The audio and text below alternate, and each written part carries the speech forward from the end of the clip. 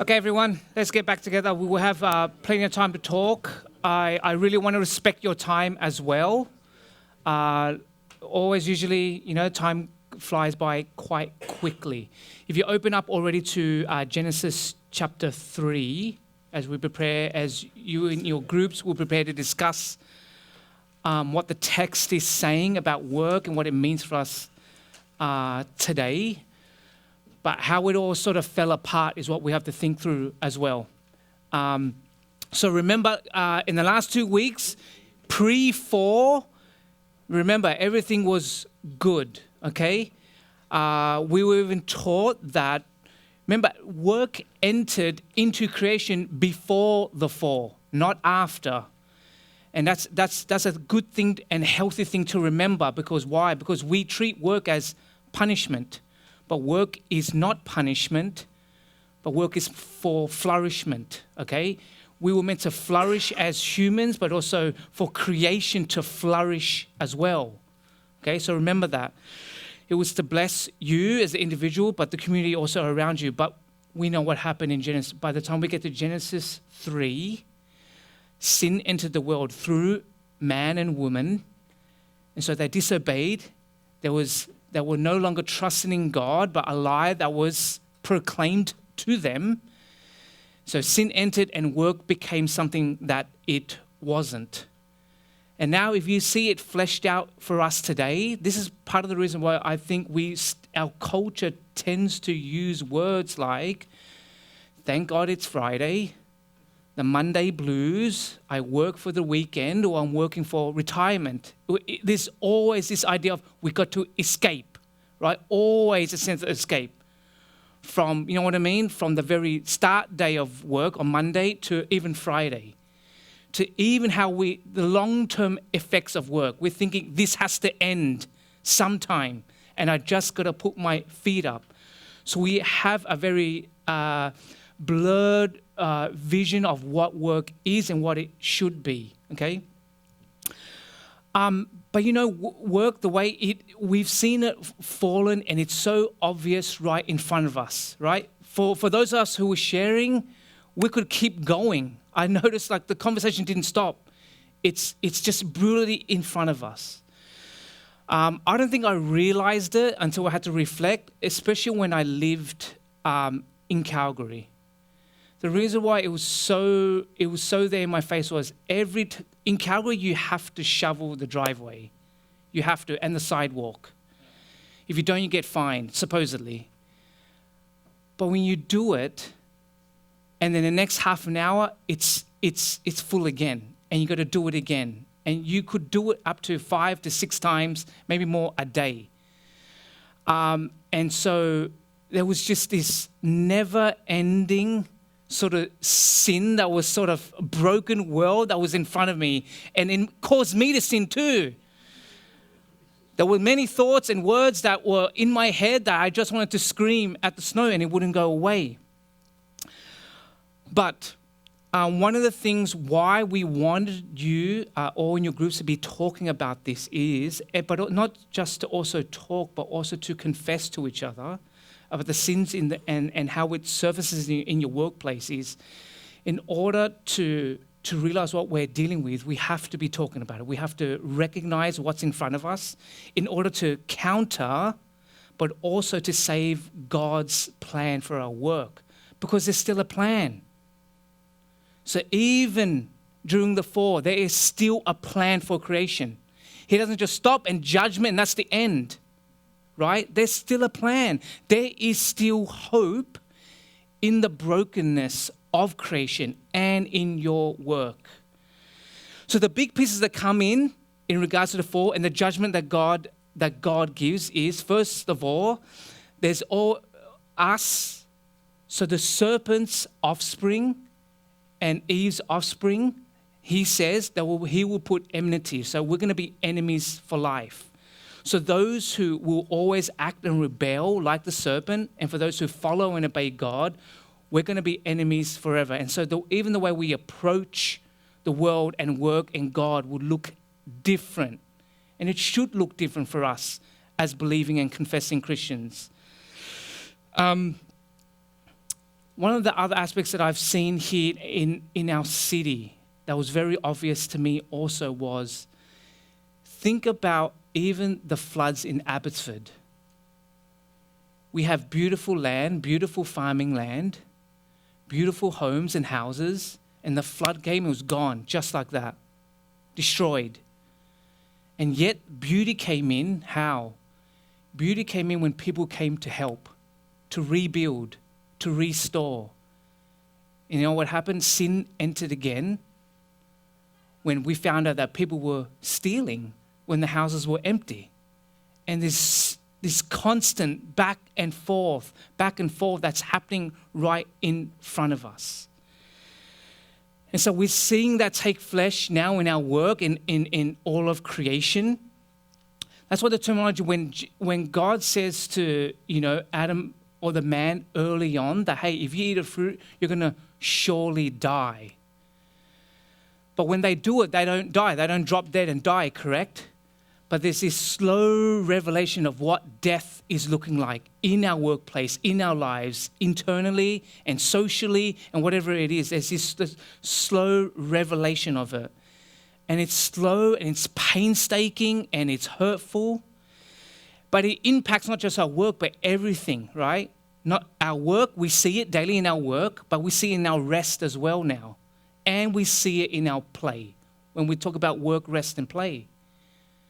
So we see in our rest because now people are binge watching, right? There's this death now in rest now.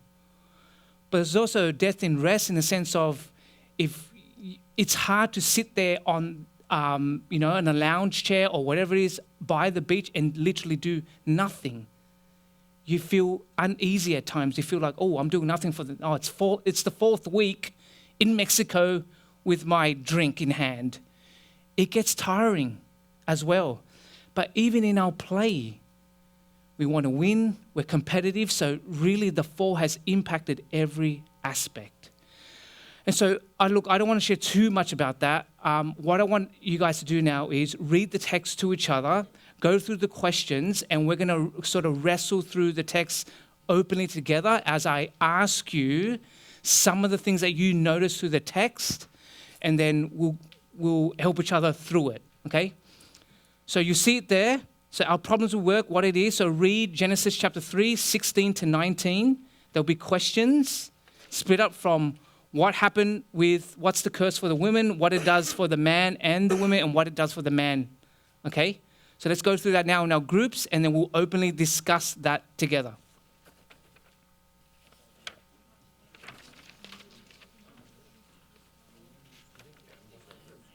What was that? Let's do one, yes. Because so one text at a time, okay? So we'll just go through Genesis, we'll pause, and then we'll come back and we'll do the other texts after that.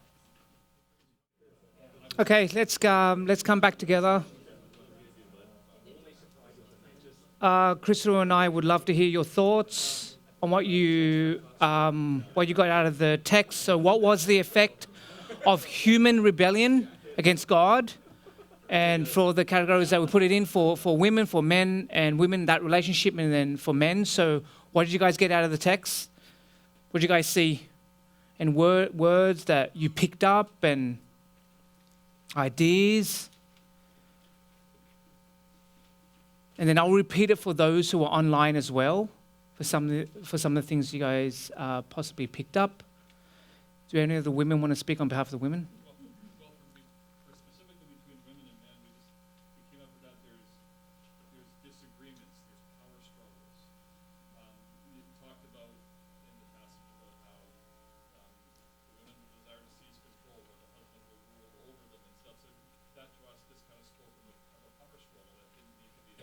Okay, so there's a power struggle. So before that, there was a call for, like a structure in regards to authority and leadership. But now we see as sin has entered into relationship, and part of the judgment is now there's going to be a sense of distrust, but also an upending of authority and going back between the man and the woman. And that'll continuously happen. Like your desire sort of will be for your husband, and that authority figure, and it will just keep swinging back and forth. Yeah. So obviously that's going to cause tension, and for those who are married, yes and amen. We see it often. How about for the women? What is the judgment call there?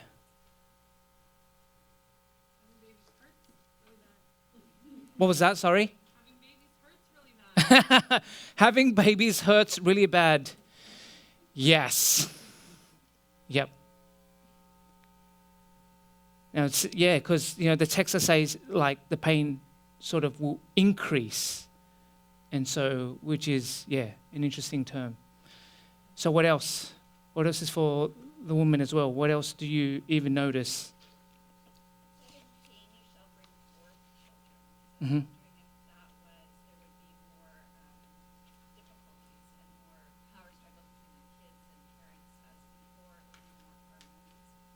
Yep. So there will be more difficulty, yes, in the relationship with man, but there's going to be more difficulty in bearing children, because really she's called to help, but now with the difficulty, it's going to be difficult for them in the relationship for her to help. Okay, but there's more difficulty in childbearing as well. Now the word, just so you know, like let's say the word desire occurs 3 times in the Old Testament. Okay, 3 times. And so once here for the husband in Genesis 4 and 7, and then Song of Solomon chapter 7 verse 10. So it's really like Moses who's writing this and articulating this together, like using the word desire as part of this curse. The weight of the word is actually, it's quite heavy, okay? Because it's only used sparingly in all of the Old Testament. Because the other time that it comes in Genesis 4 to 7 is for Cain and what happens between him and his brother. So he's quite destructive here, okay? Okay, so how about for the men? What's the judgment call for the men in the room?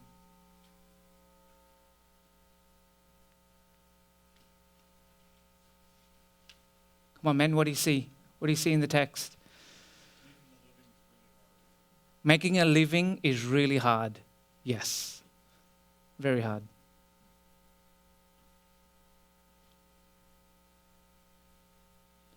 Why does it become hard then?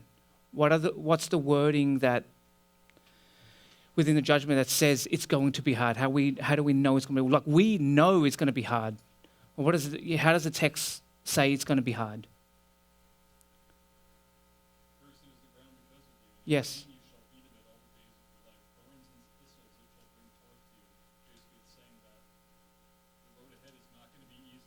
Yep. Yep. Correct. You're going to fight and sweat because the ground has now been cursed. So everything that we sort of touch and do is cursed, which makes it, yes, quite difficult and painful and sweaty and all those things. For the men, especially in regards to work, the term pain here occurs 3 times in the entire Old Testament. 3 times. 2 times here and 1 more time in Genesis chapter 5 verses 29. So Moses once again is adding emphasis into that the torment of it all. It's difficult, it's brutal. Do you notice that God's judgment fell on the man and woman, but in what they do? In bearing children, in being a helping hand, and in the working. It's on what they do. The curse is on what they do. And then they're sort of sent out into it with that curse in everything that they do. So having the work as part of that exodus out of the garden, it's a heavy burden that they carry with them. And with everything they do, they're remembering those things. Okay? Is there anything else that anyone else spots out?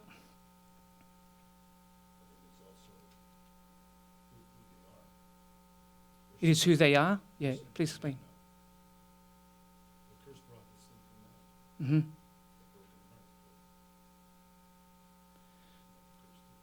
Yep. It's part of their curse, yes. It's quite, yeah. It's like, especially straight after coming out of that story, you get the story right away of sort of Cain and Abel and them sort of working as well. And then the destruction of that work. They see it sort of continually unfold as, death gets slowly revealed to them. And so the weight of it is there as it continues. Let's move on to Ecclesiastes chapter 2, verses 18 and 26. As you open up there, one of the things I want to share about it as well. Ecclesiastes, one of the hardest things about reading Ecclesiastes is it's brutally quite honest, right? It talks about life, work, and then you're dead. That's it. It seems like that's the language that just goes, hey, work, you live, you're born, you work, you die. And it seems like the author it's completely spanned without hope. But the truth is, Ecclesiastes has a lot of hope in it, even though when he's on that journey to trying to discover it, he's saying, I tried to find hope in pleasure, and what does he say? Then there's nothing. He tries to find hope in wisdom, and then there's nothing. He tries to find hope in work, and then there's nothing. So even your work and my work, everything that we obtain through work will be, he says, it's going to be passed on to someone else too. You won't even get to fully enjoy the work that your hands have sort of built. And so sin has brought death into the world, and death makes work futile, and then there's no ultimate sense of any hope at all. But yet in the midst of Ecclesiastes, there is. So how about we just go through Ecclesiastes, read chapter 2, verses 18 to 26, wrestle through the questions, and we'll come back and we'll discuss once again on the text itself, but what it means for us in regards to work. So how about we do that? Go. Okay, let's come back. Time is always against us. It's part of the 4. There's never enough time.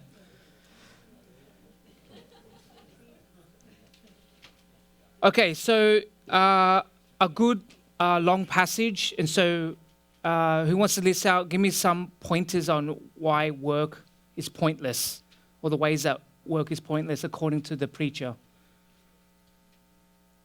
Why is it pointless? So you work hard and it gets passed along. How would you define it getting passed along? They're saying you'll feel, what field are you in? Healthcare. So would you be able to expand on that? How would that get passed along?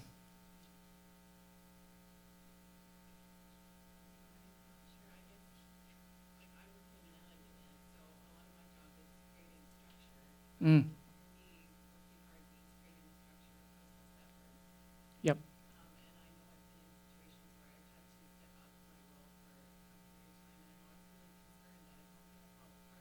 Mm. Right. Mm-hmm. Right. So basically, within your field, you create structures for people to really, to flourish, wouldn't you say, for an entire department to flourish. But sometimes, a new structure might need to be created, and your one's gone and a new one comes in, which is better, more efficient, and more flourishing for others. And so you start to second guess yourself, like, why did I even bother? Or, wow, that person's so much better than me. It's great. Not that it's great that someone's better than you. I'm just saying, okay, we got to a point. We got to a point. So what other ways does the preacher say that work is pointless?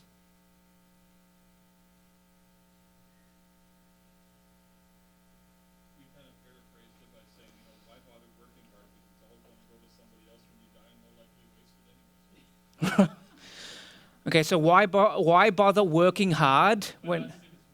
what he's saying. Yeah, why bother working hard when everything you have attained will go to someone else and then they will waste it?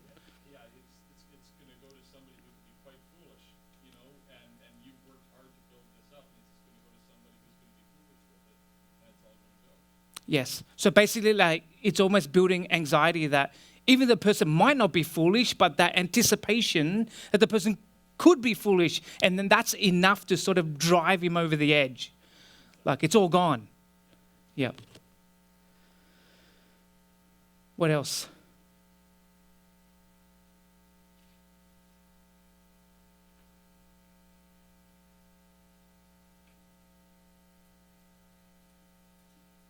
We kind of looked at this as the first section is the pleasing of man and work.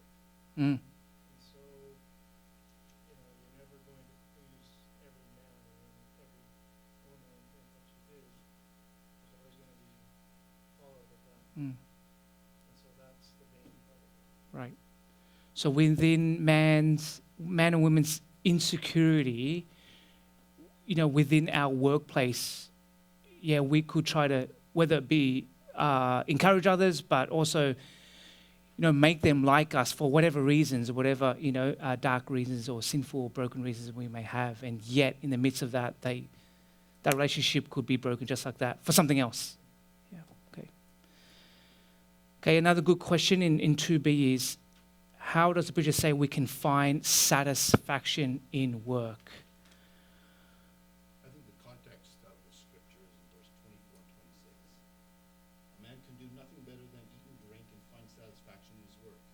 This too I see is from the hand of God. For without him, without God, who can eat and find enjoyment? He's asking the question. Mm-hmm. To the man who pleases him, God gives wisdom, knowledge, and happiness, but to the sinner he gives the task of gathering and storing up wealth and hand it over to the one who pleases God. So to the sinner, there's meaninglessness. Mm-hmm. To the one who wants to please God and has God in his life, to him there is satisfaction. Mm. That's good. So then, Dave, right?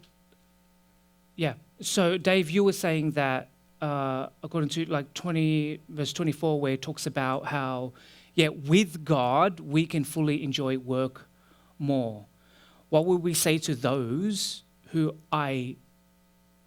it seems like on the surface they're enjoying work, but there's no relationship with God?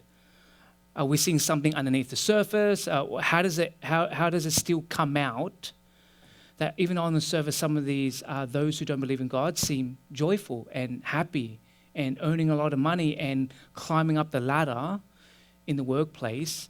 How would you still see, their work being sort of corrupted? Well, they're living in an illusion because Satan's got them trapped to think, well, this is my full meeting, I'm going to work and make a lot of money. Mm.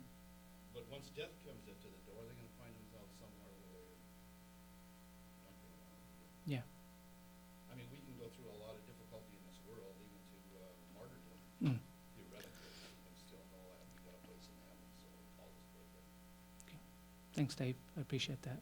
So, if this is the case, if it's putting God in the right perspective in regards to work, then how do we do that when we often feel more of the failure and the brokenness rather than the hope and joy of it, of work? Okay, I want to say one other thing, too. Yes, Dave. It's another little lesson in suffering in Christ. Mm.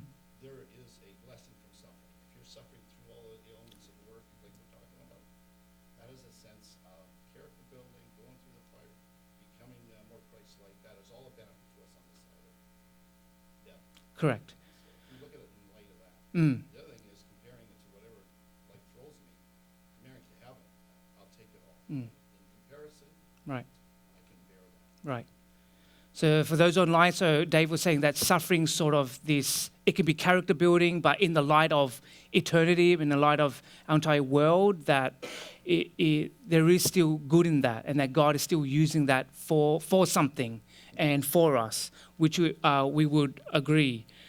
One of the things I want to encourage us to notice is that he says it multiple times. So if maybe write this down, because he doesn't say this once, He says it here, but he says it in chapter 3, verses 12 to 13, chapter 3, verses 22, chapter 5, verses 18 to 19, chapter 8, verses 15, chapter 9, verses 7 to 10. If you need, I can repeat it later on. But he'll repeat this idea of that, like, enjoy your work. So one of the things I want us to remember is the preacher is saying, yes, there's great brokenness in your job, correct? You've seen the sinful nature of you, but all those around you and the brokenness of it all. But he's also saying, even in the midst of it, but isn't there still good there's still good in the midst of that? There's good relationships. There's still relationships with your colleagues, to those who you teach. There's still what you produce. There's still good in that. You know, he's still saying, enjoy those moments. There might be small glimpses, very small, but they're still there. So enjoy that, dwell on that, praise God for that.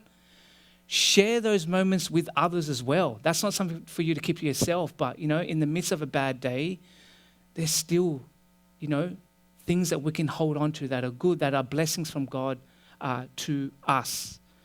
So that's how I think we sort of, in the midst of when work is difficult, there's still small, sometimes there's going to be really big moments of joy in our job that we can treasure and hold on to our hearts, but there will be small ones that we can still praise God for, where we seek God in those moments. Chris and I, when we did the course for this, one of the things that Crystal and Kevin and I had to do was interview people that we knew in a different field to us. So one of the people I interviewed was a nurse. And, you know, she was really dealing with patients who were sort of really in extreme pain, or who were sort of closer towards the end. And she was telling me there were really two responses every time she would deal with these patients. One of the responses was complete anger in regards to the pain, and hatred to the world that they're the ones are suffering alone. And she would say that she would have to deal with really harsh and extreme sort of treatment, from swearing to things getting thrown at her, like she would have to daily deal with that. But then I asked her, what gave you sort of hope? What could you enjoy in the midst of that? And well, she said, well, sort of counter to that was that there were people in the midst of the pain who are maybe in weakness, that were in the same boat in regards to pain. They were still kind and gentle people who were still near the ends of their life, and they realized near the end, well, I don't want to be angry and bitter in the world and for those who are dealing with me, but this nurse is trying to help.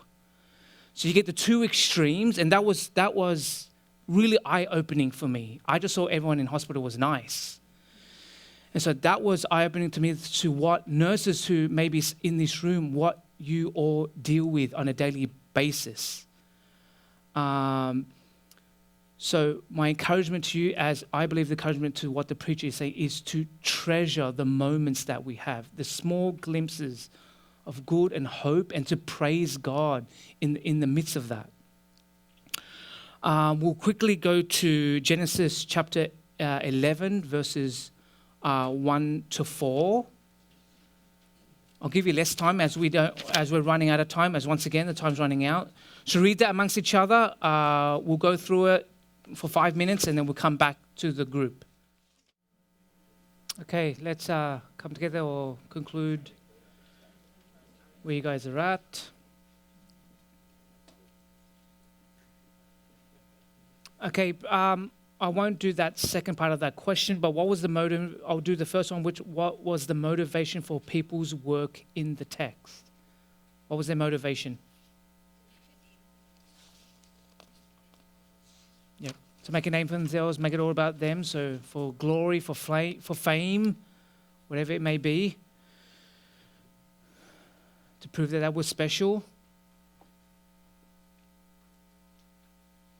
Was there anything else? They were seeking comfort, like the idea of being a close-knit community and not growing and multiplying and filling the earth. Okay, yep. That was sort of being this inner group, exclusive group, doing their own thing and excluding others, or just becoming their own thing. That becomes a godlike thing. Yep.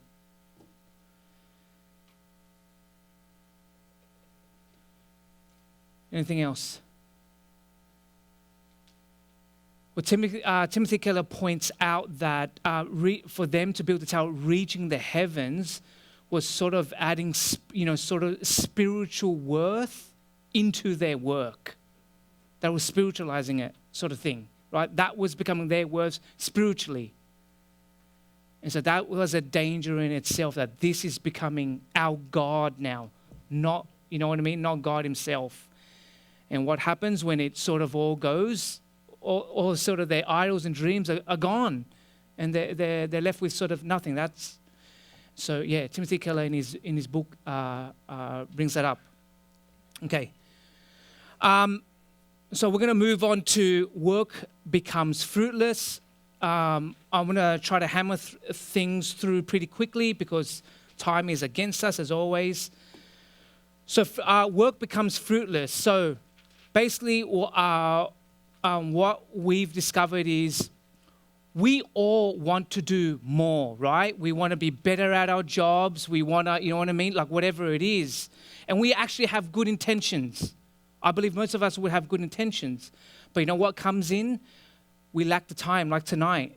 There'll be days where we lack energy and the health, and we're sick and we lack resources. So we're always up against it, okay? Think about the things for those who work with their hands in constructions, the things we make or build, whatever it is, they slowly fade or they go out of season. From clothes to everything electronic, there's always going to be something better. So it's just we're constantly moving forward. There will be days in our work where the work can seem quite satisfying. And there's those brutal days where you feel completely defeated.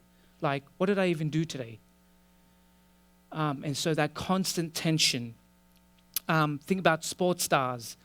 They get injured. They have to retire. They start to ask themselves, like, what do I do next? So it's continuously becoming fruitless. And in here in Abbotsford, we find it that, hey, farming, you're there to produce something, and then a flood comes in and it's gone. So there's that constant tension that happens in your workplace and in our mind as well. And yet, we still try to hold on to these things and these hopes that we can do better or do better than the next. Work becomes pointless. So that's like saying, like, let's say for those who work in an assembly line to industrial workers, or sorry to say, for those who are accountants looking at numbers all day, just like, oh, when do these numbers end? I would never want to be accountable, but the person working in a manufacturing or an assembly line and just sort of like, they start to question themselves, like, do I even care about my work?